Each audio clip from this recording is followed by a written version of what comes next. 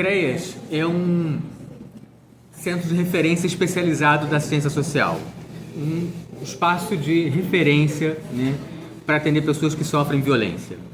E ao longo dos anos, né, o CREAS aqui de Campo Grande se tornou um espaço de referência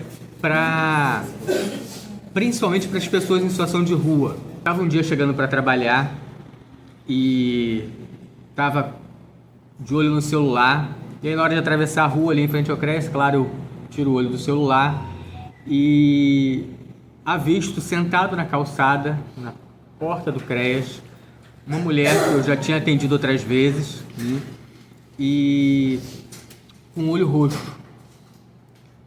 E aí me chamou a atenção, eu atravesso a rua, sento do lado dela e ela começa a falar. E ela fala essa frase: esse lugar é como o fim de uma represa. Aqui consigo me derramar. E ela começa a contar das violências que ela vinha sofrendo, né, na rua, pelo seu próprio companheiro, e onde ela não conseguia falar nada. E ali ela conseguiu ter alguma escuta. E conforme ela foi contando as violências, eu não vou repetir aqui porque é muito pesado, eu dava um nó na garganta, né? E eu ouvia e basicamente foi isso que eu consegui fazer naquele momento, a ouvir. No final desse tempo ali que a gente conversou, a psicóloga do CREAS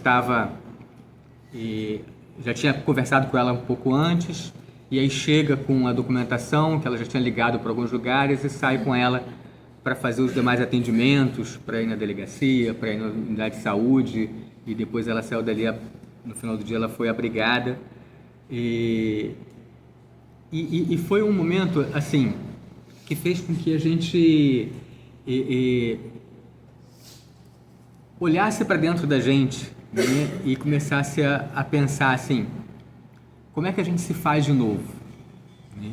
Como é que a gente colabora, contribui para aquela pessoa se fazer de novo? E como é que a gente também se refaz como profissional, como sociedade, né? Porque a intensidade das violências é muito grande. O CREAS ele tem esse espaço de escuta, né, de acolhimento, e ele também tem um compromisso, né? Ele tem um compromisso com a população que atende. Essa empatia, essa possibilidade de se colocar no lugar do outro, da outra, né, é fundamental para que a gente possa colaborar com a construção de vínculos, com o fortalecimento de vínculos dessas pessoas, de promover, de fortalecer uma rede de apoio, né, de ajudar a construir essa rede de apoio, de tecer essa rede. Isso é fundamental. E principalmente, assim, seguir o acompanhamento, né? Esses atendimentos não podem ser pontuais. Eles precisam, esse espaço de referência precisa estar ali sempre, para que as pessoas possam saber onde chegar, onde buscar, como uma espécie de porto seguro, né, para que ela possa continuar a receber o atendimento e a atenção devida. Mas para a gente conseguir fazer isso, né, e dar o atendimento devido para cada pessoa, a gente precisa trabalhar em rede, né? E a gente recentemente se viu na necessidade de fortalecer ainda mais essa rede, especialmente essa rede que atende pessoas que sofrem violência, né? Então a gente se reuniu há uns 2, 3 meses atrás lá no Hospital Rocha Faria. A gente reuniu a saúde, a educação, os diferentes equipamentos da ciência social, a Casa da Mulher e depois no Centro de Referência da Pessoa com Deficiência, onde a gente tem construído e dialogado sobre um fluxo, né, de atendimento entre os órgãos públicos para favorecer e fortalecer esse atendimento. E a gente segue construindo indicadores, definindo prioridades, né, para que a gente conseguir entregar para a população aquilo que ela mais precisa, né, e potencializar os serviços que a gente tem. E no CREAS, a gente eu estava num grupo, a gente tem um grupo com pessoas em situação de rua, em parceria com a saúde e com a sociedade civil, ali na Capela Santo Antônio, aqui bem pertinho, né? Toda segunda-feira a gente reúne pessoas em situação de rua lá. E num desses encontros, a gente tinha acabado o encontro, eu estava ainda conversando com algumas pessoas, aí veio uma mulher falar comigo, falar também das violências que ela estava sofrendo por parte do companheiro.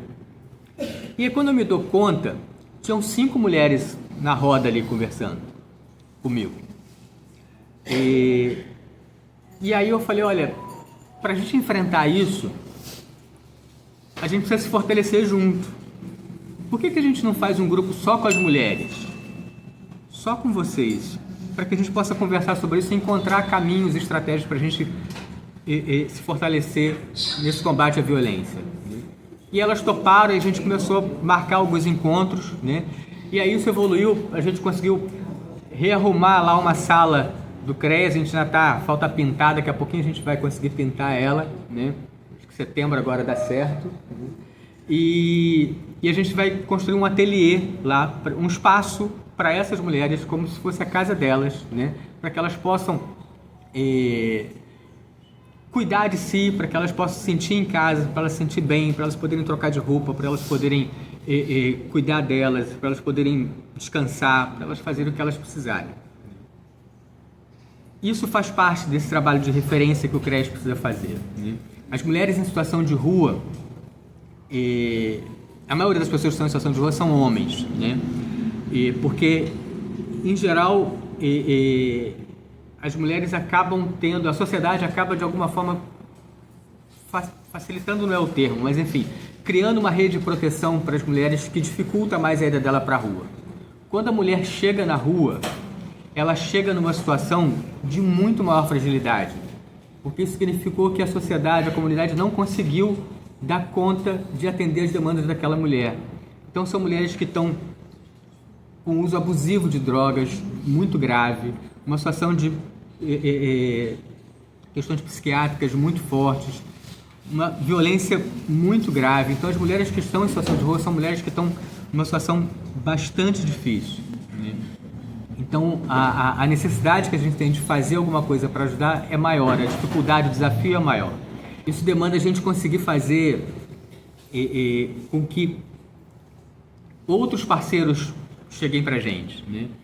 E eu queria contar, para terminar, contar uma história, né, de uma dessas parcerias que a gente fez e que eu acho que vai ilustrar bem como é que isso pode dar resultado, tá? Vou pedir licença para ler essa história aqui num livro que a gente escreveu, Flores Amarelas. O Bêbado e a Equilibrista. Tocava o bêbado e equilibrista na voz de Elis Regina quando ela entrou no teatro. Seus olhos, habitualmente cansados, passaram a brilhar verdes de esperança. Relembra sua juventude e esquece por instantes o que aconteceu ontem. Ela acabara de voltar do garimpo. Batendo de porta em porta, tinha conseguido o suficiente para o almoço e ainda sobrara um troco. Comprou 2 quentinhas e comeu com seu companheiro. Ele estava bêbado e, quando soube do dinheiro extra, exigiu que lhe desse tudo. Ela nem teve tempo de dizer não. Ele arrancou as moedas de sua mão e ainda lhe deu 2 socos. E o que aconteceu ontem, aconteceu também anteontem, e antes de anteontem, e antes e ontem. Ela seguia se equilibrando. Na peça, um casal apaixonado faz de tudo para se manter junto e conseguir casar. Mas tudo conspira contra. Acabam presos injustamente e a jovem é condenada a morrer queimada numa fogueira. Dias Gomes, em O Santo Inquérito, de uma só vez critica a ditadura militar, a Santa Inquisição e qualquer injustiça feita em nome da lei e da ordem. Mas é o momento do beijo que faz acelerar o coração da equilibrista. O peito se enche de ar, a respiração fica presa por alguns segundos e o ar vai deixando seu corpo lentamente. Mesmo sem saber ler o próprio nome, entendeu melhor o espírito da peça do que muito doutor, que só vê política onde o importante é o amor. Quando sai do teatro, pergunta depressa: quando a gente volta? Eu nunca a tinha visto tão radiante e feliz. Em nossos encontros semanais, ela nunca falava. Parecia que só seu companheiro tinha esse direito. Eu estava com grande expectativa para a próxima reunião. Queria saber o que aquele grupo de pessoas em situação de rua falaria sobre a peça. Esperava que momentos assim o ajudassem a olhar além das agruras da rua, que tivessem esperança de ver novos ou velhos sonhos. Chego cedo. Ela também. Bom dia, cadê seu companheiro? Bati nele.